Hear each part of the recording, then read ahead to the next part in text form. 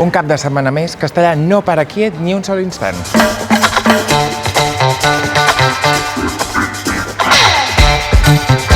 Divendres, tret de sortida al Dia Universal dels Drets dels Infants, aquí, a la ludoteca amb un pintacares.